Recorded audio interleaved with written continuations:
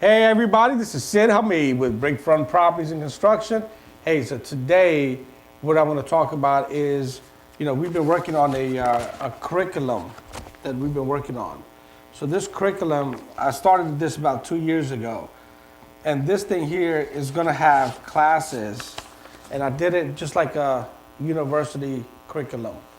Okay, so it's going to have a table of content, it's going to have the classes, and then it's going to have the who we are, okay? And then it's going to talk about the different things we're going to cover within the classes. And then here, one of the classes we're going to have is like how to locate properties. And then it'll have a class description, and then it'll have a time and a date, and it'll be a monthly class. And then we will talk about how you guys could locate properties in your area. So we'll get into more details. This will be like one of the classes. And then we'll have classes like how to purchase foreclosures and HUD properties. And then we'll get into the description and details of how to actually go do that and how to utilize HUD store, how to go to Fannie Mae, Freddie Mac, and buy these assets. These are distressed assets, how to use realtytrack.com to look at pre-foreclosures, look at distressed assets in your neighborhood. So we'll talk about more about, how to purchase foreclosed and HUD properties. And we'll have a class, like this will be class number 2. It'll be on a Tuesday and the monthly and so forth. And we'll get into more details. So we're gonna have a total of like 30 some classes. So this channel, this Brickfront Property TV channel is for that real estate investor. We're not charging for these classes. We're giving this knowledge away for free so you guys can take advantage of our experiences and our knowledge. And we're hoping through this exchange, we're able to build some relationships and create some joint venture opportunities. So this is a win-win situation. Again, we're not charging for this information. I'm sharing my experiences overall, and I came up with these courses to teach you guys on some of the things that I believe that you guys need to be aware of. I mean, real estate investing is a huge, vast area. And so you have to kind of get focused into certain areas. This is going to be residential, this is going to be commercial, this is going to be industrial, and so forth. But we're going to stay focused for today on this. So the next class we're going to have is how to market your real estate deals. And then successful real estate investing. We're going to talk about how to close a smooth real estate transaction, how to understand the HUD-1, and how to deal with home inspections.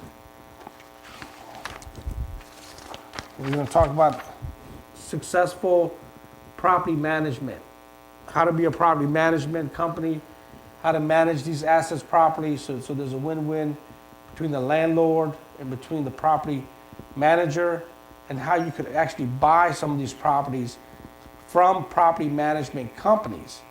Because a lot of times when the investor gets old and he's looking to retire, the first person he's going to say is, hey, Mr. Property Manager, I want to liquidate these 5 assets, so help me sell them.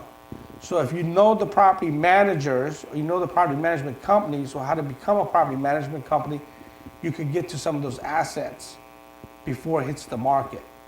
So we'll get into more about that. How to buy and flip for large profits. How to buy and flip for large profits. We'll get into more details about rehabbing and timelines and budgets, and staying on top of your receipts and your payroll, and then how to scale your business. So we're going to talk about how to scale your rehabbing business, where you're doing 2 and then 3, 4 projects at the same time, and how to manage your projects properly using systems, using processes, using tools and technology to stay abreast of all the moving parts that are going on amongst these 4 or 5 projects. So how to scale your rehabbing business, and how to buy and flip for large profits. So we're going to talk about all of these different things. So this is just another class. We're going to talk about how to understand land deals and invest wisely, how to purchase land, and why do you want to purchase certain land. Every land that you buy is a long-term hold. It's a long-term hold. So land, we all know God's not making any more land. And we know location, location, location is the key. But if you understand your demographics, you understand your marketplace, and you know there's some available land, and you know there's a huge construction project that's taking on place, well, eventually that land is going to develop around it and it's going to have value. So how to purchase land and how to invest in land, and again, it's a long-term play. And then how to maybe, I'll show you guys how to subdivide the land. So if you buy 50 acres and you want to subdivide it into 20 or 30 lots, and then how to build 20 or 30 homes, and then how to have a company to help manage and sell those homes. We could talk about all the land development projects as well, and how to use pre-manufactured home builders where 90% of the stuff is already pre-built for you from the manufacturer, and it's ISO 9000 certified. And so the good thing about that is banks love giving funding on projects that are pre-manufactured that are ISO 9000 certified, because they get inspected 3 times, not just once. So we'll talk more about that. Okay, so how to create a team and why this is important. How to create a team and why this is important. Look, can't do it by yourself, bottom line. You can't. You gotta have a team. And you gotta have people that you can trust, that are reliable, okay? That see your vision, that sees your belief, your hunger. You gotta have a team that understands where you're trying to go. And you guys are working together towards that vision. So we'll talk about developing a team. Your accounting, your bookkeeping, your general contractor, your plumber, your electrician, your HVAC, your runners, okay? Your marketing people, Facebook, Twitter, LinkedIn. We'll talk about the essential things about having teams and how to develop the proper team, how to create the right team for each for each division, for each department. So there's going to be special ingredients that is going to go into, depends where you are with your business. Are you doing $30 million a year? Are you doing $20 million a year? Are you doing $10 million? Are you doing $5 million? Where are you with your business? Are you doing 100,000? Depends where you are, and that's going to depend on the type of team that you have. So we'll talk about that. We'll talk about how to understand and broker a good real estate deal, a real estate transaction. We'll get into the more about negotiations, how to negotiate on the buy side, how to negotiate on the sell side, and then how to be able to get that spread in the middle, and how to calculate the spread so there's enough meat on the bones for the investor, and then the seller is getting what they want, and it's a smooth transaction. And then how to also do transactional funding, because you're going to need transactional funding to broker some deals. So how transactional funding falls into brokering deals and wholesaling. So we'll talk about that as well. How to hire the right contractors. So it's one thing you found a house. It's another thing you do a statement of work or a scope of work, whatever you want to call it. And then you have a contractor to come in and to manage this project. So one of the things that I recommend, you never want to give all of your work to one general contractor. You want to break up your work. You have your electrical work, go to your electrician. You have your plumbing work, go to your plumber. You have your HVAC work, go to your HVAC. And then they get paid on their tasks. They get paid on completion. They get paid on what they're supposed to do. So everybody's held responsible for their inspections, their rough-in inspection, as well as their final inspection, as well as their punch-out list, okay? So every person is a separate company. They're licensed, they're insured, okay? And they have a current insurance. And then they add you to that license for that task that you're working on, that project. So we'll talk more about that. how to wholesale these properties. So we're going to talk about wholesaling. We're going to talk about how to get the properties, how to locate the properties. Where do you get them from? What kind of marketing and things do you have to do to get these properties? And then once you got them, okay, how do you wholesale them? Where do you get your cash buyers from? How do you figure out which ones are real cash buyers and which ones are full of shit?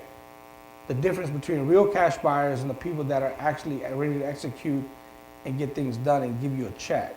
So how to build up a solid cash buyers list. And then how to have your marketing game plan in place where if you know there's a transaction coming in, you want to start pre-marketing. You want to prepping the deal, how to prep the deal to get ready to launch your deal, your transaction. So we'll talk about that. How to be a landlord. You know, how to be a good landlord, how to be a cash flow landlord, how to make money on your business as being a landlord. Being a landlord is a real business, okay? It's a real business. You know, being a landlord, you can lose a lot of money by being lazy and by being sloppy and not being on top of your records and not staying on top of your lease agreements, which tenant is moving in, which tenant is moving out, you know, security deposits. Or you could be a great landlord and make a lot of money by having systems and processes and accounting in place where you know which tenants are leaving and you know there's going to be a 30-day notice or 60-day notice and you're ahead of the game, you're proactive. So the difference between being a good landlord and being a lazy, sloppy landlord.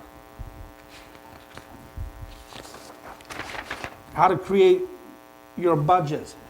So every transaction, even if you're buying a rental property or if you're buying a property to flip, you know, you're going to have budgets. How to establish budgets. How to create the right timelines along with those budgets. And when does that money get deployed? Draw 1, draw 2, draw 3, draw 4. You know, which phase of the transaction does the money get deployed? And where does the money go? So create budgets, timelines, and the importance of having a budget. You gotta have a budget. Because every project is gonna have some overruns, but you gotta have a budget to at least have a framework. When to fire your contractors. You know, when does the bullshit stop and you fire that contractor that's basically eating you dry? Okay, he told you 3 weeks, it turned into 6 weeks. 6 weeks turned into 12 weeks. He told you 20,000, it turned into 25. 25 turned into 35. Well, when do you fire that contractor? When do you stop putting money in the pit? You know, when do you wise up and realize what's going on? So you have to, as the investor or the landlord or the bank or the rehabber, you have to be able to know when to let go of your contractor. You have to be engaged with your project. You have to make sure they're not stealing your materials.